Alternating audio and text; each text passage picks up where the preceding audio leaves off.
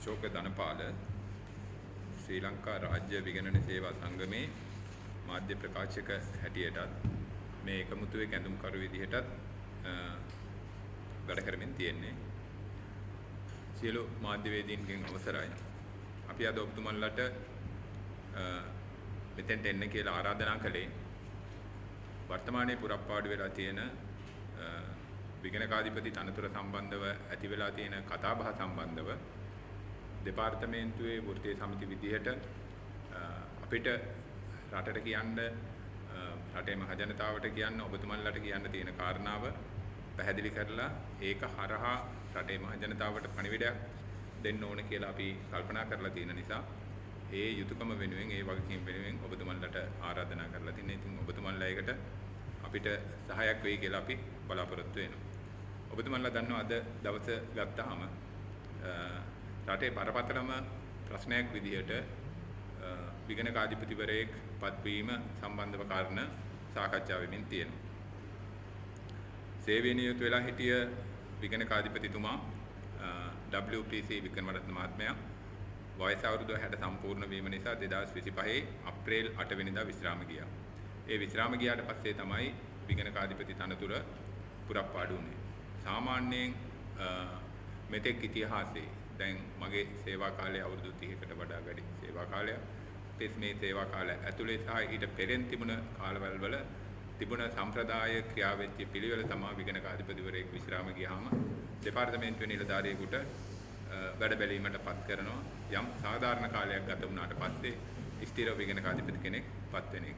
ඒ ක්‍රමයට මේ යමින් වික්‍රමරත්න මහත්මයා විශ්‍රාම ගියාට පස්සේ දෙපාර්තමේන්තුවේ ජ්‍යෙෂ්ඨ නියෝජ්‍ය විගණකාධිපතිවරයෙක් විදියට වැඩ කරපු ධර්මපාල මහත්තයව සති දෙකක කාලයක් සඳහා වැඩ බලන්නට ජනාධිපතිවරයා විසින් ආණ්ඩුක්‍රම ව්‍යවස්ථාවේ 41 ව්‍යවස්ථාව අනුව පත් කරනවා. ඒ සති දෙක අවසානයේදී ජනාධිපතිවරයා එතුමාගේ වැඩ බැලීමේ සේවා කාලය තවත් මාසයකින් දික් කරන්න ව්‍යවස්ථාදායක සභාවට ඉල්ලීමක් කරනවා. ව්‍යවස්ථාදායක සභාව ඒ ඉල්ලීම අනුමත කරලා මාසයක කාලයක් එතුමා ඒ තනතුරේ සේවයේ නියුත් වෙලා ඉන්නවා. ඒ මාසයක කාලය අවසන් වුණාට පස්සේ ජනාධිපතිවරයා විසින් අපේ දෙපාර්තමේන්තුවේ නොවන නිලධාරියෙකු එහෙත් ආණ්ඩුක්‍රම ව්‍යවස්ථාවේ 41 වගන්ති අනුව සුදුසුකම් මේ තනතුර සඳහා පත් කිරීමට සුදුසුකම් ලැබලා තිබුණු කෙනෙක්ව පත් කරලා නිර්දේශ කරලා ව්‍යවස්ථාදායක සභාවට යොමු කරත් ව්‍යවස්ථාදායක සභාව ඒ පත්වීම අනුමත කරලා තිබුණේ නැහැ. දැන් අපි එහෙම කිව්වහම එකපාරට මේ කියන කතාව ජනාධිපතිවරයා නිර්දේශ කරනවා ව්‍යවස්ථාදායක සභාව අනුමත කරනවා ටිකක් සංකීර්ණ වගේ පේන්න තියෙනවා. ඇත්තටම මේකේ තියෙන නීතිමය තත්වයන් සංශෝධන 1978 ව්‍යවස්ථාවේ තිබුණේ ජනාධිපතිවරයා විසින් විගණකාධිපතිවරයා පත් කරනු ලැබේ කියලා කෙටි යෙදුමක් විතරයි තිබුණේ ආණ්ඩුක්‍රම ව්‍යවස්ථාවේ 153. හැබැයි 17 වෙනි සංශෝධනයත් එක්ක 2001 එනවා 17 වෙනි සංශෝධනයත් එක්ක විගණකාධිපතිවරයා පත්වීම සම්බන්ධව ව්‍යවස්ථාදායක සභාවට යම් බලයක් පවරලා තියෙනවා. එතන ඉඳලා ආපු සංශෝධනත් ඔක්කොම එකට ගත්තට පස්සේ දැන් තියෙන අවසාන වශයෙන් තියෙන්නේ ආණ්ඩුක්‍රම ව්‍යවස්ථාවේ 41 වෙනි වගන්තිය. මේක යටතේ බැලුවට පස්සේ විගණකාධිපතිවරයා විදිහට පත් කරන පුද්ගලයා කවරෙක් වුණත් ඒ පුද්ගලයාගේ නම නිර්දේශ කරන්න ඕනේ ජනාධිපතිවරයා විසින්. ඒ නිර්දේශයට පස්සේ ව්‍යවස්ථාදායක සභාව අනුමත කරන්න ඕනේ. ඊළඟේදී ජනාධිපතිවරයා විසින් තමයි පත්වීම දෙන්න ඕනේ. මේක මේ තනි පුද්ගලයෙකුට කරන්න පුළුවන් වර්ක් එකක් නෙමෙයි. ජනාධිපතිවරයා නිර්දේශ කරලා ව්‍යවස්ථාදායක සභාවට යොමු කරනවා. ව්‍යවස්ථාදායක සභාව අනුමත කරලා ජනාධිපතිවරයාට ඒ නම එවුවට පස්සේ ජනාධිපතිවරයා විසින් පත් කරනවා. ඒතකොට මේක මේ එක පැත්තක තනි කට්ටියක් ඉඳගෙන Tamanට ඕන විදිහට මේක පාවිච්චි කරනවා හරි මොනවා හරි කියලා කියන එක එහෙම කරන්නත් බෑ. ඒතකොට මේ නීති හදලා තියෙන්නේ ලෝකයේ සියලුම රටවල් වල බලය සමතුලිත වන ආකාරයට. ඒතර ජනාධිපතිවරයාට තියෙන බලය ජනාධිපතිවරයා වෙත තියෙනත් ව්‍යවස්ථාදායක සභාවට තියෙන බලය ව්‍යවස්ථාදායක සභාවට තියෙනත්. ඒතර ජනාධිපතිවරයා විසින් දිගින් දිගටම මේ විදිහට නිර්දේශ කරලා එවනේවා ව්‍යවස්ථාදායක සභාව ප්‍රතික්ෂේප කරන්න ගත්තොත් ඒ ක්ෂේත්‍රයේ සම්පූර්ණයෙන් බිඳ වැටීමකට තමයි ලක් වෙන්නේ. ඒතර මේ කියන කාරණාවත් එක්ක බැඳිච්ච එකක් තමයි අපිට මේකේ පේන්න සිද්ධ වෙන්නේ. විගණකාධිපතිවරයා විශ්‍රාම ගිහිල්ලා හරියටම මාසයකමාරක් ගත වුණාම ජනාධිපතිවරයා විසින් ස්ථිරව කෙනෙක් විගණකාධිපති තනතුරට නාම යෝජනා කරනවා ව්‍යවස්ථාදායක සභාව ඒ නාම යෝජනාව ප්‍රතික්ෂේප කරාට පස්සේ ජනාධිපතිවරයා විසින් එතෙක් වැඩ බලපු ගම්මන්පිල මහත්තයාම ධර්මපාල මහත්තයාම නැවත වතාවක් මාස 6ක කාලයක් සඳහා වැඩ බලන්න නිර්දේශ කරලා ව්‍යවස්ථාදායක සභාවට යොමු කරනවා. ඒකට දැන් ඒ යෝජනාව ව්‍යවස්ථාදායක සභාව අනුමත කරලා ඒ මාස 6 නිකුත් වුණාට පස්සේ ජනාධිපතිවරයා විසින් නැවතත් එතුමාගේ සේවා කාලය මාස 3කින් දීර්ඝ කරන්න ඉල්ලීමක් ව්‍යවස්ථාදායක සභාවට යොමු කරාම ව්‍යවස්ථාදායක සභාව මේක අනුමත කරේ නැහැ. මෙතනින් තමයි මේ වර්තමාන තත්වය මේ වර්තමාන ඇති වෙලා තියෙන රික්තයක් ඇති වෙන මේ තත්වය ඇති වෙන්නේ මේ මාස 6 ඉක්ම වෙලා ඊළඟ මාස 3ට දික් නොකිරීම නිසා. එතකොට ව්‍යවස්ථාදායක සභාවේ ඒක ප්‍රතික්ෂේප කරපු එක සම්බන්ධව මාධ්‍යයේ යම් යම් ප්‍රචාරයන් සෙට් වුණා. නමුත් අපිට ආරංචියක් නැහැ. මාධ්‍යයෙන් වාර්තා කරලා නැහැ. ජනාධිපති කාර්යාලයේ මාධ්‍ය සාකච්ඡාවක් පවත්වලා කියලාත් නැහැ. ව්‍යවස්ථාදායක සභාව මේ හේතුව පදනම් කරගෙන මේ නාම යෝජනාව ප්‍රතික්ෂේප කරවා කියන එකක් කොහෙවත් සඳහන් වෙලා නැහැ. නමුත් මාධ්‍යයෙන් වාර්තා වුණා එතුමාට මේ පෙරහැර බලන්න ගියපු කාරණාවක් සම්බන්ධ කරගෙන එතුමාගේ ඒ කාරණාව ව්‍යවස්ථාදායක සභාවට යොමු කිරීම නිසා එතුමාව පත් කිරීම ව්‍යවස්ථාදායක සභාව නිර්දේශ කරේ නැහැ කියලා මේවා හරිම විවාදාත්මක සාකච්ඡා. මොනවා වුණත් ඒ කතාව මොකක් වුණා වුණත් මොන කතන්දරේ මේ ඇතුලේ තිබුණා වුණත් ජනාධිපතිවරයාගේ පැත්තෙන් ජනාධිපතිවරයා ඒ යුතුයකම ඉටු කරා. නිලධාරියෙකුට චෝදනාවක් එල්ල වුණාම ඒ චෝදනාව නිසි පරිදි පරීක්ෂා කරලා අවසන් වෙනතුරු ඒ චෝදනාවක් විතරයි ඒ වාප්පු වෙලා නැහැ. ඒ නිසා එතුමාට නැවත වතාවක් වැඩ බැලීම සඳහා ඒ නිසා තමයි ව්‍යවස්ථාදායක සභාවට යොමු කරන්න ඇත්තේ කියලා අපි විශ්වාස කරනවා. දෙවෙනියට ගත්තට පස්සේ තව පැත්තෙන් කෙනෙක්ට චෝදනාවක් කරන්න පුළුවන්. යම් චෝදනාවක් ආවනම් ඇයි මේ ඉක්මනින් මේ පරීක්ෂාව කරලා මේක අවසන් කරලා එතුමා මේකෙන් වැඩිකාරයෙක් නම් ඒ විදිහට කටයුතු කරන්න නිවැරදිකාරයෙක් නම් නිදොස් කරලා නිදහස් කරන්න බැරි වෙන්නේ ඇයි කියන කාරණාව. ඇත්තට මෙහෙම කරන්න බෑ. ඒ හේතුව මේ ආණ්ඩුක්‍රම ව්‍යවස්ථා සංශෝධනයේ ඇතුළත් කරලා තියෙනවා 41 කියන ව්‍යවස්ථාවේ තියෙනවා මෙම උපලේඛනයේ නිශ්චිත සඳහන් කරන කවර හෝ දූරයකටපත් කරනු ලැබෙන තනත්තෙකුට පත් කරනු ලැබෙන තනත්තෙකු වෙනුවෙන් වැඩ බැලීම සඳහා පත් කරනු ලැබෙන තනත්තෙකු ආණ්ඩුක්‍රම ව්‍යවස්ථාවේ යම් ලිඛිත නීතියක් විධිවිධාන සලස්වා ඇති පරිදි හැර එකී දූරයෙන් ඉවත් කරනු ලැබිය යුත්තේ. දැන් ඔබතුමන්ලට මේ කාරණාව පැහැදිලි වෙන්න ඕනේ. මේ විශේෂ නීතිය දන්න අයට මේ කාරණාව පැහැදිලි වෙනවා. වැඩ බලන තනතුරක හිටියත් එයා ඉන්නේ වැඩ බැලීම කියන එකත් අර ස්ථිරව විගණකාධිපති කෙනෙක් පත් කරා වගේම කැපැසිටි එක තමයි ඉන්නේ. නීතිය හැටියට වැඩ බලන විගණකාධිපතිවරයාට ස්ථිරව පත් කරපු විගණකාධිපතිවරයාට තියෙන සම්පූර්ණම නීතිය ආවරණය තියෙනවා. වැඩ බලන විගණකාධිපතිවරයා ඉවත් කරනවා නම් ඉවත් කර යුතු වෙන්නේ ස්ථිරව පත් කරපු විගණකාධිපතිවරයෙක් ඉවත් කරන ආකාරයටම. එතන මේ වැඩ බැලීමේ කාලය ඇතුළත චෝදනාවක් එල්ල වුණාට පස්සේ ඔය චෝදනාව ජනාධිපති කාර්යාලයට පරීක්ෂා කරලා ක්‍රියාමාර්ගයක් ගන්න බලයක් මේ ආණ්ඩුක්‍රම ව්‍යවස්ථාවෙන් හදලා නැහැ. ඊට පස්සේ දෙවෙනියට ගත්තාට පස්සේ එහෙනම් අල්ලස් කොමිෂන් එකට පුළුවන්. අල්ලස් කොමිෂන් එකටත් ඒ බලයක් තියෙන්න විදිහක් නැහැ. මොකද මේකේ කියන්නේ විගණකාධිපතිවරයා ඉවත් කිරීම සඳහා වෙච්ච ව්‍යවස්ථාවේ සඳහන් වෙච්ච ප්‍රතිපාඩිය. ඒකට මේක යන්න ඕනේ කොහොමද? යන්න ඕනේ එහෙමනම් පාර්ලිමේන්තුවටම තමයි.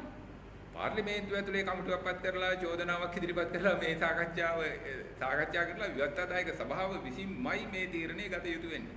එහෙමනම් කළ යුතු තිබුණේ මොකක්ද? එහෙමනම් කළ යුතු තිබුණේ ඒ කාලයේ වැඩ බැලීමේ කාලය දීර්ඝ කරලා මේ සම්බන්ධව පුළුල් පරීක්ෂණය පාර්ලිමේන්තුව හරහා පරීක්ෂා කරලා ඒ බව තහවුරු වෙනවා නම් නීතිමය හැටියට ක්‍රියාමාර්ගයක් ගන්න එක. චෝදනාව පුස්සක් නම් බොරුවක් නම් එතුමාම නිදොස් කරලා නිදහස් කරන්න. දැන් ව්‍යවස්ථාදායක සභාව මොකද්ද කරලා තියෙන්නේ? මේ යෝජනාව ආවට පස්සේ මේකට පයින් ගැහුවා. පයින් ගැහුවට පස්සේ මොකද වෙන්නේ? අර චෝදනාව එහෙමම පැත්තක තියෙනවා. එතුමා වැඩ බලන විගණකාධිපතිවරයා විදියට ඉන්න කාලේ තියෙන ප්‍රශ්නයක් තියෙනවා. දැන් නීතියේ රික්තයක් තියෙනවා. එවැනි අවස්ථාවක මොකක්ද මේ සම්බන්ධව කරන්න තියෙනවා? පරීක්ෂණය කියලා තියෙනවා. ඒකට මේ සම්බන්ධව පරීක්ෂණයක්වත් කරන්න පුළුවන් වෙන නීතිමය ප්‍රතිපාදනයක් තියෙයිද කියන එක නීතිය හැටියට තියෙනකොට පස්සේ ගැඹුරට මේක ස්ටඩි කරාට පස්සේ ගැටලු සහගත තත්ත්වයක් තියෙනවා. මොනවා හරි වෙලා අවසාන වශයෙන් වෙන්නේ ව්‍යවස්ථාදායක සභාව විසින් ගම්මන්පිල මහත්මයාගේ ඒ පත්වීම ප්‍රතික්ෂේප කළයින් පස්සේ දෙපාර්තමේන්තුවේ ඊළඟට සිටින නිලධාරියා දැන් මේ ඊළඟට සිටින නිලධාරියා කියලා කිව්වහම එක පැත්තකින් ප්‍රශ්න වැද වෙනවා අර දැන් මේ ජ්‍යෙෂ්ඨම නිලධාරියා ඊළඟට සිටින නිලධාරියා කියන එහෙම මේ දෙපාර්තමේන්තුව තුළ එහෙම ලොකු සාකච්ඡාවක් නැහැ මේ හැමෝම ඒ නිලධාරීන් දෙන්නෙක් ඉන්නවා ඉහළම තනතුරේ අපේ සේවයේ රාජ්‍ය විගණන සේවයේ ඉහළම තනතුරු දෙක ඒ තනතුරු දෙකේ නිලධාරීන් දෙන්නෙක් ඉන්නවා ඒ දෙන්නම මේ තනතුර සඳහා සුසුකම් ලැබපු පුද්ගලයෙක් එක්කෙනෙක් මැඩම් කෙනෙක් අනිත් එක්කෙනා මේ සර්. ඒගොල්ලන් සියලු දෙනා මේ තනතුර සඳහා මූලික සුදුසුකම් ලැබලා තියෙන අය. එතකොට දෙන්න පුළුවන් යම් කෙනෙකුට මේ මාධ්‍ය බලන කෙනෙකුට මේ විගණකාධිපති තනතුර සඳහා සුදුසුකම් ලැබපු අය ඉන්නේ මේ දෙපාර්තමේන්තුව ඇතුලේ මේ දෙන්න විතරක්ද කියලා කියන කතාව. එහෙම ප්‍රශ්නයකුත් කෙනෙකුට එකපාරට හඳුනන. මේ ආණ්ඩුක්‍රම ව්‍යවස්ථාවේ සඳහන් වෙන්නේ වරලත් ගණකාධිකාරියෙක් විගණකාධිපති වෙදියට ජනාධිපතිවරයා විසින් නිර්දේශ කළ යුතුයි කියන කතාව. එතකොට අද දවස් අපි නිකම් බැලුවොත් අපේ දෙපාර්තමේන්තුව ඇතුලේ වරලත් ගණකාධිකාරීන් 33 දෙනෙක් සේවයේ නියුත් වෙලා තියෙනවා. එතකොට එහෙමනම් මේ සඳහන් වෙන මූලික සුදුසුකම ලැබපු අය ඉන්නේ. ඒ දෙන්න විතරක් නෙමෙයි. තව ශ්‍රේණිවල නියුත් වෙන මේ සුදුසුකම ලැබපු පිරිස ඉන්නවා. ඒ හැම කෙනෙකුමත් ආණ්ඩුක්‍රම ව්‍යවස්ථාවේ හැටියට නම් සුදුසුකම් ලැබපු අය තමයි ඕනනම් ජනාධිපතිවරයාට එහෙම කෙනෙක් වුණත් මේකට නම් කරලා මේ ප්‍රතික්ෂේප කරලා එහෙම මේ නම් කරලා පත් කරන්න පුළුවන්කම තියෙනවා. අපි ඔය කැම්පස් එකේ ඉන්න කාලේ නම් තිබ්බා මේ ජ්‍යෙෂ්ඨ උද්දමයා කියන කතාවක්. හැබැයි දැන් කැම්පස් එකනොත් ජ්‍යෙෂ්ඨ උද්දමයෝ කතාව අයින් වෙලා තින්නේ. දැන් කැම්පස් යන ළමයිනුත් මේ අපේ වයසේ ඉන්න අය ජ්‍යෙෂ්ඨ උද්දමයා කියන කතාව හඳුනාගත්තට දැන් කැම්පස් එකේ ඉන්න ළමයි ජ්‍යෙෂ්ඨ උද්දමයා කියන එකක් හඳුනාගන්නෙත් නැහැ. يعني ඒ කතා ටික දැන් මේ සම්පූර්ණ පරිසරයෙන්ම අයින් වෙලා තින්නේ. ඒතකොට ඒක බොරු තර්කයක්, පුරු තර්කයක් දෙපාර්තමේන්තුවේ තිබුණ යුනියන් එකක් අක්‍රීය යුනියන් එකක් විසින් ගොඩනගන එළියේ තිබුණ දේශපාලනයත් එක්ක එකතු වෙලා ගොඩනගලා තියෙන තරගයක්. එහෙම මේ විගණකාධිපති තනතුර කොයි කාලයකවත් ජ්‍යෙෂ්ඨ කෙනෙකුට දෙපාර්තමේන්තුවේ ජ්‍යෙෂ්ඨ පුද්ගලයෙකුට දෙනවා කියන සිස්ටම් එකක් මොන කාලයකවත් ඇතිලා නැහැ. ඒ විකෘතියක් ඇති කරා. ඒ විකෘතිය විසින් මේකේ රික්තයක් ඇති වෙලා තියෙනවා. ඒක අද දවසේ වෙනකොට දේශපාලන වේදිකාව ඇතුලේ මේ පන්දු ගහන තත්වයකට පත් කරලා තියෙනවා. එහෙම කේස් එකක් නැහැ. ඔබතුමාලා කවුරුත් දන්නවා මේ රටේ හිටිය අපේ දෙපාර්තමේන්තුවේ හිටිය කීර්තිමත් විගණකාධිපතිවරයෙක් එස්.සී. මායදුන්නේ මහත්මයා. එතුමා විගණකාධිපතිවරයාට හැටියට පත් වෙනකොට එතුමා දෙපාර්තමේන්තුවේ හිටිය ජ්‍යෙෂ්ඨම නිලධාරියා නෙමෙයි. ඒ දවසේ ජ්‍යෙෂ්ඨතම නිලධාරියා වී එඩ්මන්ඩ් කියලා නියෝජ්‍ය විගණකාධිපතිවරයෙක්. හැබැයි ඒ කාලේ හිටිය ජනාධිපතිනිය චන්ද්‍රිකා බණ්ඩාරනායක කුමාරතුංග මැතිණිය හිටියේ. එතකොට මේ ආණ්ඩුක්‍රම ව්‍යවස්ථාවල මෙහෙම ව්‍යවස්ථාදායක සභා නීති මොනවත් තිබුණෙත් නැහැ. හැබැයි අර ජ්‍යෙෂ්ඨම පුද්ගලයා ඉද්දී ඊළඟ කෙනාට පත්වීම වැඩබැලීමේ පත්වීමක් දෙනවා චන්ද්‍රිකා බණ්ඩාරනායක කුමාරතුංග ජනාධිපතිතුමිය විසින්.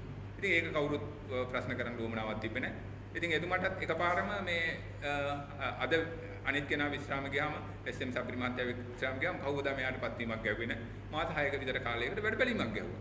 වැඩබැලීමක් ගහලා ඒ වැඩබැලීමේ කටයුතු කරගෙන ආකාරය බලලා ඒ කාල පරිච්ඡේදය අවසන් වුණාට පස්සේ එතුමාට ස්ථිරව පත්වීමක් දුන්නා. හැබැයි දැන් ඒ ජ්‍යෙෂ්ඨයාට නොදී ඊළඟ කෙනාට පත්වීම දුන්නා කියලා මොකක් හරි රටට මාර අයහපතක් වෙලා තියෙනවා. රටට යහපතක් වෙලා තියෙනවා. විගණකාධිපති දෙපාර්තමේන්තුවට යහපතක් වෙලා තියෙනවා. එතුමා සෑහෙන සේවයක් කරලා තියෙනවා. ඒ නිසා තමයි දැන්වත් මම හිතන්නේ තාමත් මේ ගිණුම් කාරණාවල එතුමාව එල්ලලා තියාගන්න උත්සාහ කරලා තියෙන්නේ යම් යම් හේතු මත එතුමාගේ මේ සේවයේ වැදගත්කම නිසා වෙන්නේ නැති. අපි මේකෙන් තේරුම් ගන්න ඕන කාරණා. මේකෙන් කියන කාරණාව එතකොට අපේ දෙපාර්තමේන්තු ඉතිහාසයේ මේ කීර්තිමත් විගණකාධිපතිවරු ඉඳලා තියෙනවා. ඒ කවුරුත් ඒ සේවය ඇතුලේ හිටිය ජ්‍යෙෂ්ඨම නිලධාරියාපත් වෙච්ච එකක් නෙමෙයි. දැන් අනිත් පැත්තට ගත්තාට පස්සේ මේ ආණ්ඩුක්‍රම ව්‍යවස්ථා සංශෝධනය කරපු වෙලාවේ මේ වරලත් ගණකාධිකාරී කියන සුදුසුකම කියන කොන්දේසිය දාන්පු වෙලාවෙත් ඉතින් දාන්න තිබුණානේ දෙපාර්තමේන්තුවේ ජ්‍යෙෂ්ඨතම නිලධාරියා විගණකාධිපති හැටියට පත් කරේ කියලා. එහෙම කොන්දේසියක් දැම්මා නම් ව්‍යවස්ථාදායක සභාවටත් රාජකාරියක් නැහැ, ජනාධිපතිටත් රාජකාරියක් නැහැ. මේක උසස් වීමක් විදියට ඊළඟ කෙනා විශ්‍රාම ගියාට පස්සේ ඊළඟ කෙනා විගණකාධිපති හැටියට පත් කරන්න තිබුණා. ඉතින් එහෙම සිස්ටම් එකක් ලෝකේ කිසිම තැනක ඇති කරන්න බෑනේ. ඒක වැරදිනේ. එතකොට ඒක නිසා තමයි මේ අනවශ්‍ය ප්‍රශ්නයක් අද දවස් වෙනකොට නිර්මාණය වෙලා තියෙන්නේ. ඊට පස්සේ දෙවෙනි පියවර හැටියට ජනාධිපතිතුමා උත්සාහ කරලා තිබුණා අපේ දෙපාර්තමේන්තුවේ ඊළඟ සිටින නිලධාරිනිය එල්.එස්.ආයි ජයරත්න මහත්මිය විගණකාධිපති හැටියට මාස 3කට වැඩ බලන්න එතුමියගේ නාම යෝජනාව කරලා තිබුණා. නමුත් හේතුවකට එතුමියට යම් චෝදනා තියෙනවා කියලා ව්‍යවස්ථාදායක සභාව එතුමියව ප්‍රතික්ෂේප කරපු බවට එතුමියගේ නාම යෝජනාව ප්‍රතික්ෂේප කරපු බවට මාධ්‍යයෙන් අනාවරණය කරගත්ත අපි දැනගන්න හම්බුනේ. දැන් මේ මොනවද එතකොට එතුමියට කරලා තිබුණ චෝදනා ටික. එතුමියට කරලා තිබුණා චෝදනා දෙකක්. මේ චෝදනා දෙකෙන් එකක් තමයි එතුමිය රාජකාරී වේලාව තුල පෞද්ගලික කටයුත්තකට යාම නිසා දින භාගයක පඩි කැපුවා කියන චෝදනාව. අනිත් චෝදනාව තමයි එතුමිය අල්ලස් කොමිෂන්කට මේ එතුමියට විරුද්ධව මේ පැමිණිල්ලක් තියනවා කියලා කියන කාරණාව. ඇත්තටම මේ කාරණාව දිහා බැලුවාම ඔබතුමන්ලට මේක පැහැදිලිව අපිට පෙන්වන්න පුළුවන්. එහෙම එතුමියට එහෙම චෝදනාවක් තිබිලා නැහැ. මේ එතුමියට දෙපාර්තමේන්තුවෙන් ලියලා තිනවා. මේ දෙපාර්තමේන්තුවේ තියෙන තොරතුරු මේ අපිට මේවා සම්පූර්ණ මාධ්‍යයට නිදහස් කරන්න බෑ. එතුමියට මේ පෞද්ගලික කටයුතුට ගිහිල්ලා උදේ සේවයට වාර්තා කළා. එතුමිය පෞද්ගලික කටයුතුටක බැහැර ගියා. මේක අනාවරණය වුණාට පස්සේ දවස් භාගයක පඩි කපනවා. මේ දෙපාර්තමේන්තුවේ තියෙන පරිපාලන සිස්ටම් එකේ තියෙන හොඳකමනේ මේකෙන් තියෙන්නේ. හැබැයි ඒක වෙන්නේ 2014 අවුරුද්දේ. ඒ කියන්නේ එතුමිය විගණන අධිකාරීවරියක් හැටියට රාජකාරී නියුතු වෙන කාලේ. මේ කතන්දර වුණාට පස්සේ බොහෝ කාලයකට පස්සේ තමයි එතුමිය නියෝජ්‍ය විගණකාධිපතිවරියක් විදිහට ජ්‍යෙෂ්ඨ නියෝජ්‍ය විගණකාධිපතිවරිය විදිහට උසස් වෙන්නේ. එhmenan ඉතින් මේ කාරණා පදනම් කරගෙන එතුමියට උසස් වීම නොදී දෙන්න තිබුණා. ඒ ඉතා පැහැදිලි අනිත් කේස් එක තියෙන්නේ එල්.එස්.ආයි ජයරත්න මහත්මිය 2025 9 3 වෙනිදා මේ කැඳවලා තිනවා අල්ලස් දූෂණ විමර්ශන කොමිෂන් සභාවට. මේ කොමිෂන් සභාවම මේකට පැහැදිලි කිරීමක් දීලා තිනවා එතුමියට මේ සාක්ෂිකරුවෙකු ලෙස මේකට පෙනී සිටින්න එන්න කියලා. ඉතින් එතුමිය ඇවිල්ලා සාක්ෂිකරුවෙකු විදිහට දුන්නාට පස්සේ අර ව්‍යවස්ථාදායක සභාව මේ කාරණා පදනම් කරගෙන එතුමියගේ වැඩ බැලීම මේක ප්‍රතික්ෂේප කරනවා. මෙහෙමයි කියන්නේ. දැන් මේ ව්‍යවස්ථාදායක සභාවේ සමහර සමාජිකයන්ගේ හැසිරීම නැවත ප්‍රශ්න කළ යුතුව තියෙනවා. එතකොට මේ ආකාරයෙන් නම් මේ ව්‍යවස්ථාදායක සභාවේ සමහර සමාජිකයෝ කටයුතු කරගෙන යන්නේ අපේ රටේ ඉස්සරහට යන්න ඔහොම ගියාට පස්සේ මොන වගේ තත්ත්වයක් උදාගත වෙනවද කියන එක කියන්න එක ගැන සාකච්ඡා කළ යුතු වෙනවා. දැන් අද දවසේ වර්ක් එකක් විදිහට ඇවිල්ලා තිනවා. මේ ආපදාවක් සිද්ධ වෙලා මේවට ආධාර හම්බ වෙනවා, ආධාර ගෙවනවා. දැන් මේ විගණන කටයුතු අපේ දෙපාර්තමේන්තුවේ නිලධාරීන් අවශ්‍ය මූලික කටයුතු විගණනය කර ගැනීම සඳහා අවශ්‍ය වෙන මූලික කටයුතු ආරම්භ කරලා තියෙනවා. දැන් මේ වගේ අවධියකනේ මේ පසුකරමින් තියෙන්නේ. එතකොට මේ අවධියේ මේ විගණකාධිපතිවරයෙක් වැඩ බැලීමට පත් කරලා නැත්නම් ස්ථිරව පත් කරලා මේ කටයුතු ටික සාර්ථකව කරගෙන යා මේ ගමන වෙනුවට මේගොල්ලන් කියනවා මේ දාන නම නිර්දේශ කරන්න අනුමත කරන්නේත් නැහැ. දාන නම ප්‍රතික්ෂේප කරනවා. ප්‍රතික්ෂේප කරලා එළියට ඇවිල්ලා කියනවා මේ විගණකාධිපති කෙනෙක් නැහැ, විගණකාධිපති කෙනෙක් නැහැ කියලා. මෙහෙම ගියොත් මං හිතන්නේ තව අවුරුදු ගානකට විගණකාධිපති කෙනෙක් හම්බ වෙන එකක්. අපිට පේන්න තියෙන කාරණා විදියට ගත්තාට පස්සේ දැන් මේක මේ දේශපාලන පන්දුවක් බවට පත් කරගෙන තියෙනවා. විගණකාධිපති පත් කරන්න ඉඩ දෙන්නේ නැහැ. ඉඩ දෙන්නේ නැතුව එළියට ඇවිල්ලා කියනවා විගණකාධිපති කෙනෙක් විදියට මේ හවලා දානවා ඊට පස්සේ මේ අවසාන අධීරයට ගත්තට පස්සේ මේ මෙතුමියගේ නාම යෝජනාවත් ප්‍රතික්ෂේප කරාට පස්සේ ජනාධිපතිවරයා විසින් ජනාධිපතිවරයාගේ බලතල යටතේ පුළුවන් මේ ආණ්ඩුක්‍රම ව්‍යවස්ථාවේ 41 වගක් කියලා අනුවම සති දෙකක කාලයක් වැඩ බැලීම සඳහා පත් කරන්න එතුමාට බලය තියෙනවා. එතුමා ඒ බලය පාවිච්චි කරලා එල්.එස්.ආයි ජයරත්න මීට වැඩ බැලීමක් දුන්නේ නැහැ. හැබැයි යම් කාරණා තිබුණා වුණත් එතෙක් වැඩ බලමින් සිටිය ධර්මපාල මහත්තයාට නැවත සති දෙකක කාලයක් වැඩ බලන්න අවස්ථාව සැලසෙනවා. මේක දැන් මේ ක්‍රියාවලියක් විදියට නිකන් මෙහෙම මේක දුවන සෙටප් එකක් නේ තියෙන්නේ. එතකොට මේ සති දෙකත් අවසානයේදී ජනාධිපතිවරයා විසින් නැවතත් බාහිර දෙපාර්තමේන්තුවේ නිලධාරියෙක් නොවන පුද්ගලයෙක් විගණකාධිපති විදියට ස්ථිරව පත් කරන්න ව්‍යවස්ථාදායක සභාවට නිර්දේශ කරලා එවුවා. ඒ පත් කරලා එවපු කෙනා යුද හමුදාවේ අභ්‍යන්තර විගණන අධ්‍යක්ෂ විදියට වැඩ කරපු රාජසිංහ කියලා මහත්මේ එතුමා පත් කරලා එවුවාම නම් කරලා එවුවාම එතුමාගේ නමත් මේ ව්‍යවස්ථාදායක සභාව ප්‍රතික්ෂේප කරලා තියෙනවා.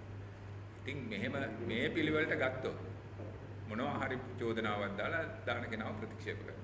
දැන් එතුමාව මේ යුද හමුදාවේ මේ වෙනකන් එමනම් මොකක් හරි දූෂණයක් මොකක් හරි ප්‍රශ්නයක් තිබුණා යුද හමුදාවේ තියාගත්ත එක සම්බන්ධව ප්‍රශ්නයක් තියෙනවා.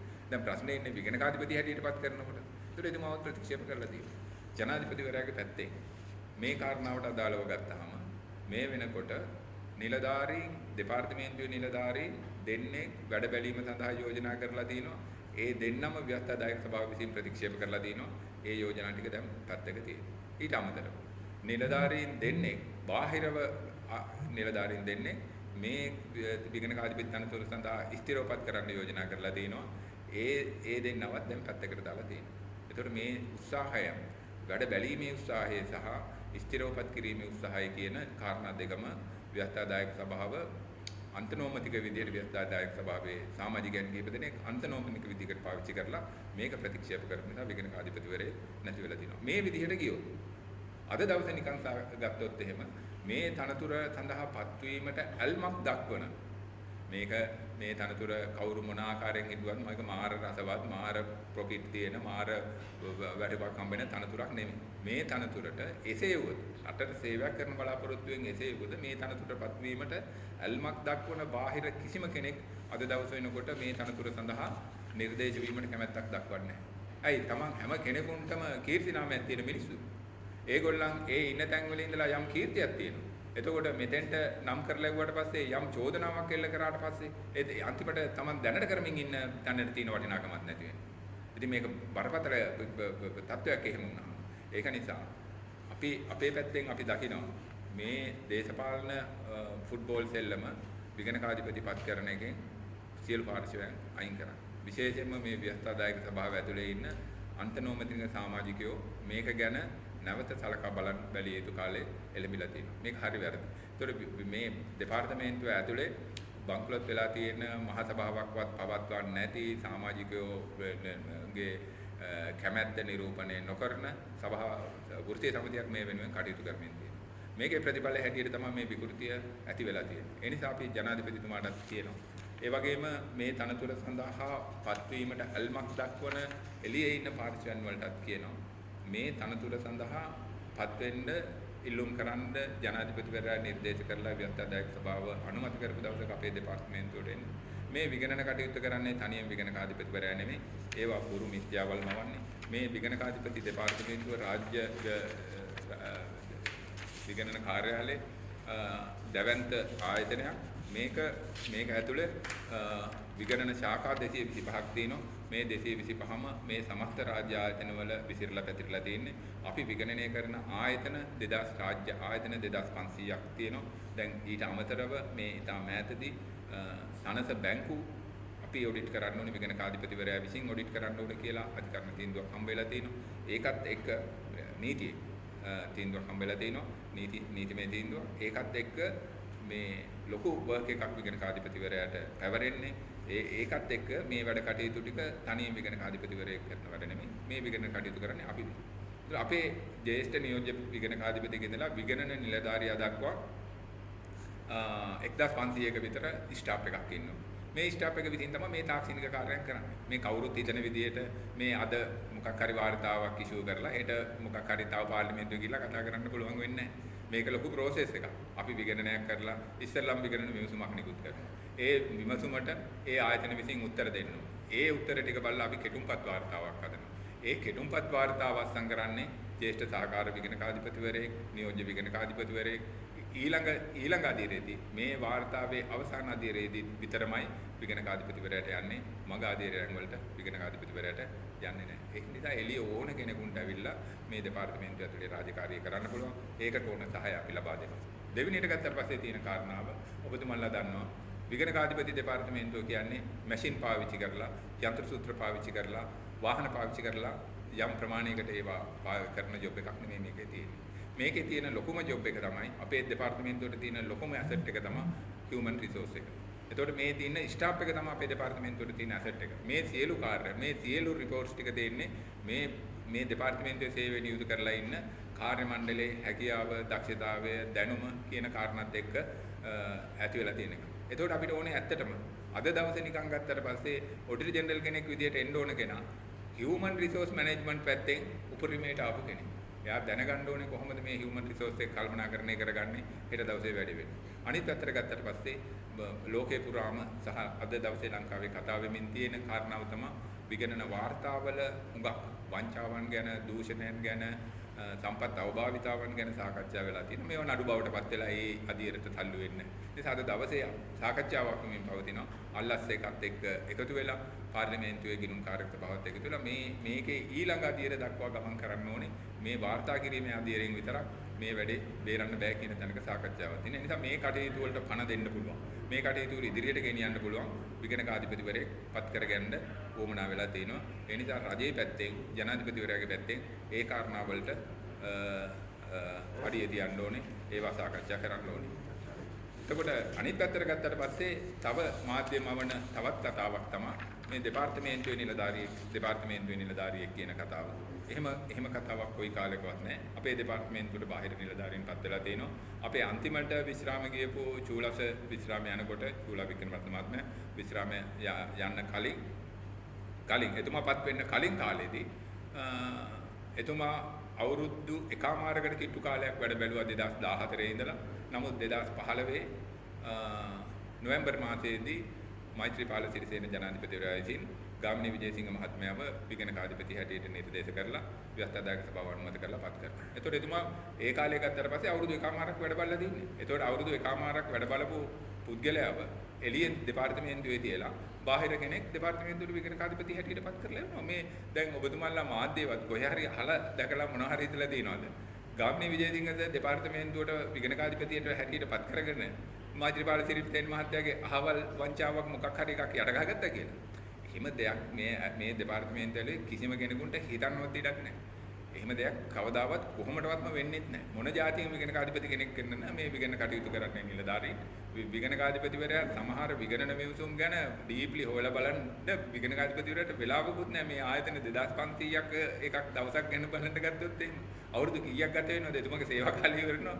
එක දවසක් එක රිපෝට් එකකට වෙලාව වෙන් කරොත් එක ආයතනයකට වෙලාව වෙන් කරොත්. ඒක පොඩි කාරණාවක් නෙමෙයි. නිසා වැරදි කාරණා ලොකු ප්‍රමාණයක් සමාජගත කරලා තියෙනවා. බාහිරින් පත් වෙලා ආපු අයත් මේකේ සාර්ථක වෙලා තියෙනවා. සාර්ථකව වැඩ කරලා තියෙනවා. පහුගිය කාලේ බාහිරින් පත් කරලා ආපු ස්වර්ණජෝති මහත්තයා වැඩ කරා. එතුමා හොඳ සේවයක් දෙපාර්තමේන්තුවට කරා. එතුමාගේ කාලේ තමයි දෙපාර්තමේන්තුවේ බත්තර මුල්ල ගොඩනැගිල්ල හදන ව්‍යාපෘතිය ක්‍රියාත්මක වුණේ. ඒක ඊටාම සාර්ථකව එතුමා ඒක අවසන් කරා. ව්‍යාපෘති කාලය අවසන් වෙන්න කලින් ගොඩනැගිල්ල හදලා ඒ කටයුතු ටික අවසන් කරලා පුහුණු වීම අවසන් කරලා තාක්ෂණික උපකරණ සපයලා නිලධාරීන් ස්ට්‍රෙන්ත් කරන වැඩේ හරි විදිහට කරා. ඔය 2008 කාලවල මේ වැඩේ ඊටම සාර්ථක විදිහට එතුමාගේ කාලේ මේ කරලා තියෙනවා. එක පැත්තකින් මේ යුද්ධ කටයුතු කරනකොටත් එතුමන්ලා මේ බාහිරින් විගණකාධිපතිවරු විදිහට පත් වෙලා ඇවිල්ලා එවැනි බරපතල සේවයක් සපයලා තියෙනවා. අනිත් පැත්තට ගත්තට පස්සේ 2015 දී පත් වෙච්ච ගාමිණී විජේසිංහ මහත්තයා එතුමා දෙපාර්තමේන්තුවක දවන්ත සේවයක් කරලා තියෙනවා. කවුරුත් දන්නවා ගාමිණී විජේසිංහගේ නම කිව්වහම මාධ්‍ය ඇතුලේ බොහොම ප්‍රසිද්ධියටපත් වුණා. එතුමා දෙපාර්තමේන්තුවට කීර්තිමත් සේවයක් කරා. දෙපාර්තමේන්තුව අඩුපාඩු තිබුණ ඒවා සම්පූර්ණ කරගන්න, නීති 50 සම්මත කරගන්න, ජාතික විගණන පන්තා අනුමත කරගන්න, විගණන කොමිෂන් සභා කාර්යාලය පිහිටව ගන්න, ගොඩනැගිලි කුඩියට අරගෙන නිලධාරීන්ගේ පහසුකම් සපයන්න, නිලධාරීන්ට පුහුණු වීම ලබා දෙන්න, ඊට පස්සේ විශේෂ වාර්තා සිස්ටම් එකක් හඳුන්වලා දෙන්න, ඊට පස්සේ ඒ විශේෂ වාර්තා සිස්ටම් එක ජාතික විගණන පනතර කොන්දේසියක් විදිහට ඇතුළත් වෙලා තියෙනවා. ඒ නිසා මේ බාහිරද අභ්‍යන්තරද කියන කාරණාවට වඩා වැදගත් වෙන්නේ පත් වෙන කෙනාගේ සුදුසුභාවය, මේ රැකියාව කෙරෙහි දක්වන ඇල්ම, රට කෙරෙහි දක්වන ආදරය තමයි මේක සාර්ථක වීමට හේතු වෙන්නේ. ඒ නිසා අපි ජනාධිපතිවරයාට කියන්නේ දෙව විගණකාධිපතිවරයා පත් කරනකොට මේ කාරණා පිළිබඳව සැලකිල්ල දක්වන්න. එතකොට එහෙම සැලකිල්ලක් දක්වලා ජනාධිපතිවරයාට තියෙන බලතල ප්‍රකාරව විගණකාධිපති තනතුර සඳහා කෙනෙකු නිර්දේශ කරන්න ඕනේ.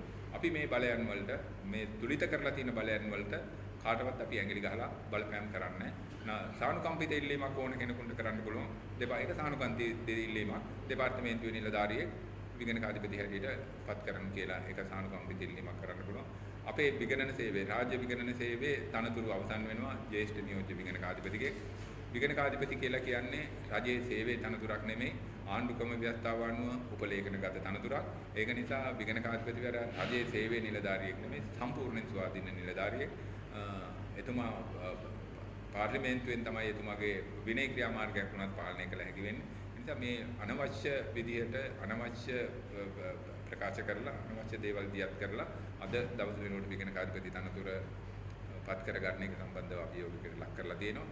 ඉතින් අපි ප්‍රාර්ථනා කරනවා අපි කියන කාරණා ගැන මාධ්‍ය මගින් ඔබතුමන්ලා ප්‍රචාරයක් කරොත් ඒක ජනාධිපතිවරයාගේ කාර්ය මණ්ඩලයට ඒක අවධානය යොමු වෙලා මේ කියන කාරණා සැලකිල්ලට අරගෙන විගණකාධිපතිවරයෙක් පත් කර ගැනීම සඳහා අවශ්‍ය ඊළඟ කටයුතු කෙරෙයි කියලා.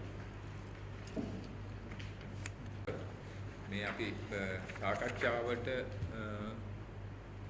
අදාළ වෙච්ච කාරණා සම්බන්ධව ඔබතුමන්ලට තවදුරටත් පැහැදිලි කරගන්න ගැටලු සහගත වෙච්ච තැනක් තියෙනවා නම් ප්‍රශ්නයක් තියෙනවා නම් අපිට පුළුවන් ඒක ගැන වැඩිදුර පැහැදිලි කිරීමක් කරන්න. ඔව් වැඩ බලන්නවත් කෙනෙක් නැහැ. ඔව්. නැති වුණාම තියෙන දැන් පෙර කාලයට වඩා දැන් තියෙන කාලේ සම්පූර්ණ වෙනස් එකක් තියෙනවා. දැන් විගණන කොමිෂම ක්‍රියාත්මක වෙනවා. විගණන කොමිෂම ක්‍රියාත්මක වෙන්න නිසා නිලධාරීන්ගේ සාමාන්‍ය කටයුතු ක්‍රියාත්මක වෙමින් තියෙනවා විනය ක්‍රියාමාර්ගත් ඇතුළත්. දෙපාර්තමේන්තුවේ සාමාන්‍ය පරිපාලන කටයුතු සාමාන්‍ය පරිදි සිද්ධ වෙනවා. එතකොට අපි කරගෙන යමින් පවතින විගණන කටයුතු සාමාන්‍ය පරිදි සිද්ධ වෙමින් පවතිනවා. නමුත් මේක අර සාමාන්‍ය විදියට නෙමෙයි හැමතිස්සෙම ගමන් කරමින් තියෙන්නේ. නිලධාරීන් විශ්‍රාම යනවා. අනියුක්ත කිරීම තියෙනවා. නිලධාරීන් තැන්වල රාජකාරී වෙනස් කිරීම තියෙනවා. විගණන ශාඛා එහා මෙහා කරන්න තියෙනවා. දැන් අපි ඉස්සෙල්ලත් පැහැදිලි කරා සනස බැංකුව වගේ ආයතනයක් අපිට ආවා. මේවට කාර්ය මණ්ඩලය අනියුක්ත කරලා මේ විගණන කටයුතු කරගැනීමේ වැඩ කටයුතු සිද්ධ වෙමින් තියෙනවා. එතකොට මෙන්න මේ මූලික කටයුතු සඳහා විගණකාධිපතිවරයෙක් අත්‍යවශ්‍යයි. මොකද විගණකාධිපතිවරයෙක් නැතුව මේ විගණකාධිපති දෙපාර්තමේන්තුව කවදාවත් මේ ජාතික විගණන කාර්යාලය කවදාවත් දුවනවා කියන සංකල්පයක් කොහෙවත් නැහැ. ඒ නිසා විගණකාධිපතිවරයෙක් පත් වීම අත්‍යවශ්‍යයි. නමුත් මේ මොහොත ගත්තට පස්සේ අපි අර ගියපු ගමනේ මේක යන නිසා මේ මොහොතේ ප්‍රශ්නයක් ඇති නොවී තියෙනවා. නමුත් යම් වෙලාවක විගණකාධිපතිවරයෙක් නැතිවීම නිසා යම් කිසි ගැටලු සහගත තත්වයකට පත් වෙන්න පුළුවන් තත්ත්වයක් තියෙනවා. විගණකාධිපතිවරයෙක් විසින් කළ යුතු කාර්යයන් ප්‍රමාණයක් තියෙනවා. ආණ්ඩුක්‍රම ව්‍යවස්ථාව 154/6 අනුව පාර්ලිමේන්තුවට වාර්තා කිරීමේ බලය තියෙන විගණකාධිපතිවරයා. ඒතකොට විගණකාධිපතිවරයා නැතිවීම නිසා අද දවසේ මොකක් හරි වාර්තාවක් සභාගත කරන්න තිබුණා නම් ඒ වාර්තාව සභාගත කරන්න බැරි වෙලා තියෙනවා. රටේ යහපතට හරි මොනවා හරි හේතු නිසා අපිට මේ ගත වෙන කාලයේ තියෙන්නේ ඊළඟ අවුරුද්දට අදාළ ඔඩිට් එක. ඒ කියන්නේ මේ 25 අවුරුද්දට අදාළ ඔඩිට් එක ප්ලෑන් කරලා මේක ආරම්භ කරන කාලය අපි ගත කරමින් තියෙන්නේ. අපි 25 අවුරුද්දට අදාළ වාර්තා ලොකු ප්‍රමාණයක් චූලස්ස සාමාන්‍ය හැමතිස්සෙම කඩිනමින් වැඩ කරපු කෙනෙක්. එතුමා විශ්‍රාම යනකොට සෑහෙන වාර්තා ප්‍රමාණයක් අවසන් කරලා තිබුණා. 2025 අප්‍රේල් වෙනකොටත් යම් වාර්තා ප්‍රමාණයක් නිකුත් කරලා තිබුණේ. ඊට පස්සේ ඊළඟ ටික පහුගිය කාලය ඇතුලේ නිකුත් වෙලා තියෙනවා. දැන් තව ඉතුරු වෙච්ච අවසන් කර ගන්න බැරි වෙච්ච සුළු වැඩ ප්‍රමාණයක් තියෙනවා පාර්ලිමේන්තුවට වාර්තා කරන්න. ඒ වැඩ කටයුත්ත තියෙනවා. අනිත් පැත්තෙන් මෙතෙන්ට ඇඩ් කරන්න තියෙනවා මේ කවුරු හරි හිතන විදිහ සහ මේක මාධ්‍යයට පැහැදිලි කරන විදිය වෙනස් එකක්. මේ අපි කැමැතිම විදියට අපි කැමැතිම ඕන ඔඩිට් එක නෙමෙයි කරන්නේ. අපි ඔඩිට් එක කරාට ඔඩිට් එක ප්ලෑන් එක අපි හදන්නේ. අපේ ප්ලෑන් එක ස්ටෙප් බයි ස්ටෙප් විගණකාධිපතිවරයාට එනකන් එනවා. විගණකාධිපතිවරයා විසින් තමන්ගේ ඔඩිට් ප්ලෑන් එක අපේ ජාතික විගණන කාර්යාලයේ ඔඩිට් ප්ලෑන් එක පාර්ලිමේන්තුවට ඉදිරිපත් කරලා පාර්ලිමේන්තුවේ අනුමත කරගන්න ඕනේ. පාර්ලිමේන්තුව විසින් අනුමත කරපු ඔඩිට් එක තමයි අපි පවත්වාගෙන යන්නේ. එතකොට අපි හිතමු ජනාධිපතිවරයා ඉතින් දැන් ඔය කියනවනේ මේ කැලණි කැම්පස් එකේ යාළුවෙක් දාන්න තමයි මේ ලෑස්ති වෙලා තින්නේ කියලා. ඒකත් කියන්න ඕනේ අර අන්තිමටපත් කරපු ප්‍රතික්ෂේප කරපු විගණකාධිපතිවරයාට කරපු නාම යෝජනාව එතුමා කැලණි කැම්පස් එකේ නෙමෙයි ශ්‍රී ජයවර්ධනපුර විශ්වවිද්‍යාලයේ උපාධිධාරියෙක් වල්ලත් ගණකාධිකාරී ආයතනයේ සමාජිකයෙක්. ඉතින් මේ රට ඇතුලේ මයික් එකක් හම්බුනාම බොරු මිත්‍යාවල් මවනවා.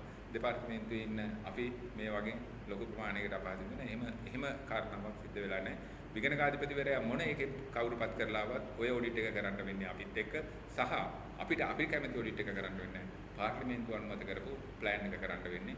දැන් මේ දවස්වලත් අපේ ප්ලෑන් එක පාර්ලිමේන්තුවේ මුදල් කාරක සභාවට ඉදිරිපත් කරලා මුදල් කාරක සභාවේ මේක ගැඹුරු වශයෙන් එතන ඉන්නේ බලන්න විපක්ෂ മന്ത്രിවරයෙක් ඉන්නේ හර්දිත් සිල්වා මැතිතුමා. එතුමාලා මේ ප්ලෑන් එක ඉදිරිපත් කරාට පස්සේ එතුමාලා පුළුල් විදියට සාකච්ඡා කරනවා. නිලධාරීන් එක්ක සාකච්ඡා කරලා මේ කොටස් මේවට ඇතුළත් කරන්න, මේ කොටස් ඔයා ගියේ පාරක් කරා, මේවා අයින් කරන්න, මේ වැඩ ටික කරන්න කියලා ඉතින් නියම හම්බ වෙනවා. ඒ අනුව නැවත ප්ලෑන් එක සංශෝධනය කරනවා, ඒක සමාලෝචනය කරනවා. මේක මේ විධිමත් විදිහට කෙරෙන කටයුත්තක්. මේක මේ සංස්ථාවක සභාපති කෙනෙක්පත් කරලා ගේමක් ගහනවා වගේ කේස් එකක් නෙමෙයි.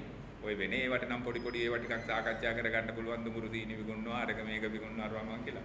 ඒ දායතියේ ජොබ් එකක් නෙමෙයි මේ විගණකාධිපති වර්ක් එක ඇතුලේ තියෙන්නේ. ඒ නිසා මේක දේශපාලනීකරණය කරන දණ්ඩ වැඩ කටයුතු කරන්න එපා කියන ඉල්ලීමත් අපි කරනවා. මොකද මේක බැලන්ස් කරන්න තියෙන විධික්‍රමයක් හදලා දිනවා. ඒ විධික්‍රමයේ දීවුවාම හොඳටම ප්‍රමාණවත්. ඕන්න අපි ළඟ 33ක් ඉන්නවා. දැන් කොහොමද ඉදිරියේදී කෝපා කමිටුවලට මේ නිසා යම් බලපෑමක් ඇති වෙනවද විගණකාධිපතිවරයෙක් මොකද කියන්නේ? අනිවාර්යයෙන්ම බලපෑමක් ඇති වෙනවා. නමුත් මේ මොහොතේ කෝල් කරලා තියෙන කෝපාවලට යාම සඳහා ගැටලුවක් වෙන්නේ නැහැ. මොකද කෝපයකට ජ්‍යෙෂ්ඨ නියෝජ්‍ය විගණකාධිපතිවරු, නියෝජ්‍ය විගණකාධිපතිවරු සහ ඒ නිලධාරීන්ට සහභාගී වීමට බලය තියෙනවා. ඒ වෙනදා වගේ නෙමෙයි ආණ්ඩුක්‍රම ව්‍යවස්ථාවේ සහ ජාතික විගණන පනතේ රාජ්‍ය විගණන සේවය ගැන සඳහන් වෙනවා. එයාට බලය තියෙනවා මේ වෙලාවේදී මේ වැඩ බැලීමටවත් කෙනෙක් නැති වුණත් හදිසියෙ කැඳවලා තියෙන කෝපකෝප් කමිටු වලට ගිහිල්ලා අපිට තියෙන වර්ක් එක කෝපකෝප් කමිටුව එකේ අපේ නෙමෙයි මේ මීටින් එක අපිට තියෙන්නේ විගණක අධිපතිවරයාට සභාපතිවරයාට සහාය වීම. ඒ මීටින් එක පවත්වන්නේ අපේ වාර්තාව පදනම් කරගෙන සභාපතිවරයා සහ පාර්ලිමේන්තු මන්ත්‍රීවරු පවත්වන මීටින් එක. අපේ වර්ක් එක තියෙන්නේ ඒගොල්ලන්ට සහාය වෙන්න. ඒ කියන්නේ ඒගොල්ලන්ගේ ඉල්ලන තොරතුරු ඒගොල්ලන්ගේ ඉල්ලන පැහැදිලි කිරීම එතුමන්ලට ලබා දෙන එක තමයි අපේ වර්ක් එක. ඒ නිසා ඒක අපේ නිලධාරීන්ට අද දවසේ කරගන්න පුළුවන්. නමුත් අලුත් වැඩ ටිකක් යන්නේ නැහැ. මේ විදිහට තව ටිකක් කල් ගතගත්තොත් මොකද දැන් මේ අවුරුදු 2025 ගිණුම් වර්ෂයේ අවසන් වෙනවා. තව ටික දවසකින් දවස් දෙකක් හෙටින් අවසන් වෙනවා. එතකොට අපිට මේ අවුරුද්දට අදාළ ගිණුම් ඉදිරිපත් වෙනවා පෙබරවාරි මාසයේ 28න් පස්සේ. දැන් අපි මේ දවස්වල ආරම්භ කරමින් ඉන්නේ මේ 25 ගිණුම් වලට හම්බ වෙච්ච ගිණුම් සාධක කිරීමේ ක්‍රියාවලිය අපි මේක ප්ලෑන් කරමින් ඉන්නේ. මේ වාර්තා ටික විගණකාධිපතිට එන්න පටන් ගන්නවා පෙබරවාරි 28ට පහුවෙලා සති දෙකක් ගත වෙච්ච හැටියෙම අපේ වර්ක් ටික විගණකාධිපතිතුමාගේ මේසෙට එනවා. එතකොට ඒක නිසා මේ කාලය වෙනකොට මේ සම්බන්ධව සම්පූර්ණ තීරණයක් අවසන් කරගන්න තියෙනවා. අනිත් එක විගණකාධිපතිවරයෙක් නැතිවීම නිසා අපේ ප්‍රාග්ධන වියදම් ප්‍රමාණයක් තියෙනවා. ඒවා වියදම් කිරීමේ බලය තියෙන්නේ විගණකාධිපතිට. දැන් මේ අවුරුද්ද අවසන් වුණා. අපේ ඉතුරු සල්ලි ඉතුරු වෙලා තිබුණා කැපිටල් වර්ක්ස් වලට ගත කල. ඒ නිසා ඔෆිස් වලට අවශ්‍ය ෆොටෝකොපි මැෂින්, ප්‍රින්ටර්ස් වගේ දේවල් ගන්න තිබුණ සල්ලි ටික වියදම් කරගන්න බැරි වුණා. ඒ නිසා එහෙම යම් ප්‍රශ්න ප්‍රමාණයක් ප්‍රතිපූර්ණය කරගත හැකි. නමුත් ප්‍රශ්න ප්‍රමාණය අපි මේ වෙනකොටත් මුහුණ දීලා තියෙනවා. ඒ නිසා වැඩ බැලීමේ පදනම හරි ස්ථිර පදනම හරි විගණකාධිපතිවරයෙක් පත් කිරීම අත්‍යවශ්‍යයි. ඒ කියන්නේ පෙබරවාරි මාසයේ කියන්නේ මේ ජනවාරි වලට දවස් දෙකයි තුනයි කියන්නේ පෙබරවාරි මාසයේ උඩ තව මාසයක් වගේ කාලයකට කලින් කියන්නේ අඩුම ගානේ තව සති දෙකක් ගන්න ඇතුළත වැඩ බලන විගණකාධිපති කියන එකට පත් වෙන්න ඕනේ. අපි යෝජනා කරන්නේ නම් සති දෙකක් කල් ගන්න නැතුව අද මේ වැඩ බැලීම කරන්න පුළුවන් නම් අද හෙට මේකට වැඩ බැලීම හරි ස්ථීර පදනම හරි කරන්න පුළුවන් නම් කිරීම අත්‍යවශ්‍යයි. අපි මේ උදාහරණයක් හැටියට අපි නිකන් ගත්තොත් එහෙම අපි දෙපාර්තමේන්තුව හැම අවුරුද්දකම ජනවාරි 1 වෙනිදාට උත්සව ප්‍රමාණකින් තමයි අපි වැඩ කටයුතු ආරම්භ කරන්නේ. ඔබතුමාලා නොදන්නවට සමහර වෙලාවකට අනාදිමත් කාලයක ඉඳලා හැම සඳුදාම දෙපාර්තමේන්තුවේ ප්‍රධාන කාර්යාලයේ සියලු දෙනා පන්සිල් අරගෙන වැඩ පටන් ගත්ත දෙපාර්තමේන්තුවක්. ওই මොන කාර්යාලයකවත් එහෙම චර්යාවක් ක්‍රියාත්මක වෙච්ච නොවන කාලයක ඉඳලා මේ දහමත් එක්ක බැඳිලා කටයුතු කරන දෙපාර්තමේන්තුවක්. එතකොට මේ ජනවාරි 1 වෙනිදා අපිට මේ තියෙන යම් උත්සවයක්. එතකොට මේ මෙදාපාර මේ දවසට විගණකාධිපතිවරයෙක් වැඩ බලන්න හරි හිටියේ නැත්නම් ඉතිහාසගත වෙනවා මේ දවස ජනවාරි 1 වෙනිදා දවස විගණකාධිපතිවරයෙක් නැතුව අපි ඒ උත්සවය පැවැත්වීම. එහෙම ගත්තට පස්සේ අද අවශ්‍යයි අපිට විගණකාධිපති හෙටත් එලෙසමයි. ඒ නිසා අනිවාර්යෙන් මේ සැනින් පුළුවන් නම් ඒ දේ කළ යුතුයි කියන යෝජනාවක් කරනවා. මේ මේ නැත්තම් ඒක කොහොමද කරන්නේ දැන් මේ දේ පොතස් කියන්නේ මේක යම් කිසි දැන් ඇතුණු මේකේ බලපෑම එන්නේ කොයි කාලෙටද? එතකොට එහෙම වුණොත් වෙන්නේ දැන් අපිට කොප්පෝපා කමිටුවට බලපෑමක් වෙනවනේ. මේ දැන් ඇල්ටිනේට් ප්‍රශ්නයක් නැහැ ඉදිරියට බලපෑමක් වෙනවා. ඉදිරියට බලපෑමක් විතරක් නෙමෙයි. ඉදිරියේ දැන් 28න් පස්සේ පෙබරවාරි 28න් පස්සේ අපේ අලුත් වාර්තා ටික ටේබල් කරන්න තියෙනවා. එතකොට ඒ වාර්තා ටික අපිට ටේබල් කරගන්න සම්පූර්ණයෙන් බැරි වෙනවා. එතකොට ඒක ඊටාම බරපතල තත්ත්වයක්. ඒ කියන්නේ මේ තත්ත්වේ පවත්වන්න බෑ. හේතුව අපි කවුරුත් දන්නවා. අපි පිළි අරගෙන තිනවා. අධිකරණ පව පිළි අරගෙන තිනවා. යම් විසමාචාරයෙන් මේ හේතුණා අපේ රට බිඳ වැටෙන්න. මේ බිඳ වැටීම කියලා කියන එක ආර්ථික බිඳ වැටීම. ඒ ආර්ථික බිඳ වැටීමේ කාර්යය කියන පුළුල් සාකච්ඡාවක්. මේක නිසා තමයි ලෝක බැංකුවත් මේකට විගණකාධිපති දෙපාර්තමේන්තුව හලා ව්‍යාපෘතියක් ක්‍රියාත්මක කරලා නිලධාරීන්ගේ හැකියාව විගණන කටයුතු වැඩ දියුණු කරා. මෙහෙම ලොකු වැඩක් සෙටප් එකක් යන වෙලාවකනේ මේ ඇටැක් එක වෙන්නේ. ඒතකොට මේක මේ වෙලාවේ මේ ආර්ථිකයට ඔරොත්තු දෙන්නෙත් නෑ. ඇත්තට මේක ගැළපෙන්නේ නෑ. මේක කොහෙත්ම සිදුවිය යුතු දෙයක් නෙමෙයි. ඒ නිසා මේකට හැම මේක අපේ රටේ ප්‍රශ්නයක් ඇත්තට. මේක මේ දේශපාලන වශයෙන් යම් කණ්ඩායමක් පාවිච්චි කරන එක තමයි ප්‍රශ්නේ. ඉතින් ව්‍යවස්ථාදායක සභාවේ ඒ ඉන්න සමාජිකයෝ මේක අගතිගාමී විදිහට පාවිච්චි කරන්නේ නැතුව අඩුතරමින් වැඩ බැලීමේ පදනමින් විගණකාධිපතිවරයෙක් පත් කිරීමට කටයුතු කළ යුතු වෙනවා.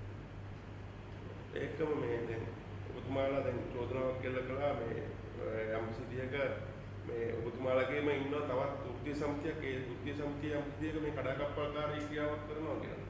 ඇත්ත මේ වෘත්තීය සමිතියේ ඒකට එතන ඉන්නේ ශ්‍රේණි කියන්නේ විදාය ශ්‍රේණි කියන්නේ සාමාන්‍යයෙන් එන්නේ. ඔව්. එහෙම කණ්ඩායමක් ඒක කියනවා මේක විධායක කියන්නේ ඒ නිලධාරීම පත් කරන්න ඕනේ නැත්නම් මේක ඉදිරියට කරගෙන යන්න. දැන් ඔබතුමාලා පිළිගන්නේ නැද්ද එහෙම? නෑ කිසිසේත්ම නෑ. හේතුව වෘත්තීය සමිතිය පැත්තෙන් ගත්තට පස්සේ වෘත්තීය සමිතිය අපි සමාජිකත්වයේ දරන අපේ වෘත්තීය සමිතිය ඒක විගණක අධිපති දෙපාර්තමේන්තුවේ තියෙන ප්‍රධාන වෘත්තීය සමිතියක් අතීතයේ ඉඳලා පැවතිච්ච එකක්. නමුත් මොනවා හරි හේතුවක් නිසා ඒගොල්ලන් 2022 පස්සේ මේ වෘත්තීය සමිතිය මහසභාව පවත්වලා මේකේ සමාජිකත්වයේ අභිලාෂය නිරූපණය කරන්නේ. දැන් එහෙම මහසභාවක් පවත්වන්නේ නැතුව අවුරුදු 3ක් ගත වුණාම වෘත්තීය සමිතියක් අවුස් වෙනවා. ඒතර වෘත්තීය සමිති රෙජිස්ට්‍රාර්ගේ පාලනයට යන්නේ. ඒතකොට ඒ වගේ මේක සමාජ සම්බන්ධ එක පොඩි ග්‍රේ ඒරියා එකක් අඳුරු ක්‍රියාවලියක් තියෙනවා. ඒකත් එක්ක බැඳිච්ච කාරණා. නමුත් ඒ වෘත්තීය සමිති ඉදිරිපත් කරන කාරණාව දෙපාර්තමේන්තුවේ සමස්ත අදහස ඊටාම පැහැදිලිව නෙමෙයි. ඒක නිසා මේ ඒගොල්ලන් මේකේ සම්පූර්ණ නියෝජනයක් කරන්නේ ඊට එරෙහිව වෙච්ච නියෝජනය තමයි අපි විසින් ඉදිරිපත් කරන්නේ. මේ දෙපාර්තමේන්තුවේ ජ්‍යෙෂ්ඨතම නිලධාරියා විගණක අධිපතිවරයා හැටියට පත් කරනවා කියන ප්‍රැක්ටිස් එකක්වත් පිළිවෙලක්වත් එහෙම තත්ත්වයක් කොහෙවත් නැහැ.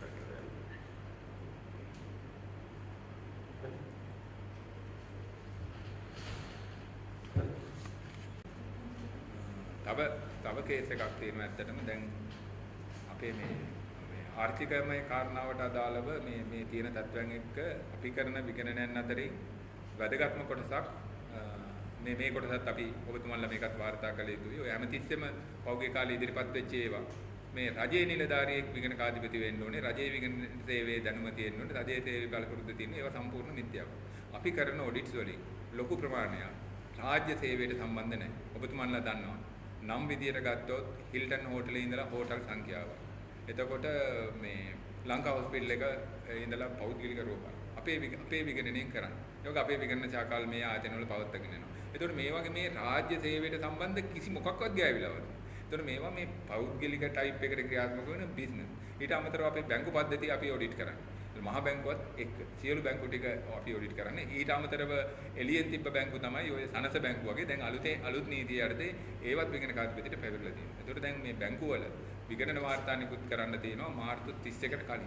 ඒ නිසා මේක අත්‍යවශ්‍යම දෙයක්. මේ රාජ්‍ය ඇතුලේ මූල්‍ය ක්‍රියාත්මක වෙන්නේ ප්‍රයිවට් බැංකු කිහිපයක් තිබුණා වුණත් රාජ්‍ය බැංකු කිහිපේ තමයි මේ බර දරාගෙන ඉන්නේ. ඒ නිසා මේ බැංකු වල වාර්තාවල් නිකුත් කිරීම යම් විදියක ප්‍රමාද වුණොත් අපේ ආර්ථික සිස්ටම් එකට මේක බරපතල බලපෑමක් කරනවා. ඒ නිසා මාර්තු 31 ඒ වැඩ කටයුතු අපිට විගණක අධිපතිවරයාත් එක්ක සාකච්ඡා කරගන්න තියෙනවා. ඒ වැඩ කටයුතු සැලසුම් කරගෙන අවසන් කරන්න තියෙනවා. විගණක අධිපතිවරයාට අද ෆයිල් එක ආවම අද අවසන් කරන්න බෑ. විගණක අධිපතිවරයා ටිකක් හරි ඒවා ගැන සොයා බැල යුතු වෙනවා. එතුමාට ඒ ගැන සොයා බලන්න වෙනම කාර්ය මණ්ඩලයක් ඉන්නවා. එතකොට මේ බැංකු පද්ධතියේ වාර්තා අපිට නිකුත් කරන්න තියෙනවා මහ බැංකුවත් ඇතුළු මාර්තු 31 වෙනකොට. ඒක නිසා මේ විගණකාධිපතිවරයා පත් කර ගැනීම ඉතාම කඩිනම් ව්‍යවස්ථාදායක සභාවේ මේක ප්‍රතික්ෂේප කරන සමාජිකයන්ට මේ කරුණු ගැන අවබෝධය සහ අල්මක් ලැබේවා කියලාත් අපි ප්‍රාර්ථනා කරනවා.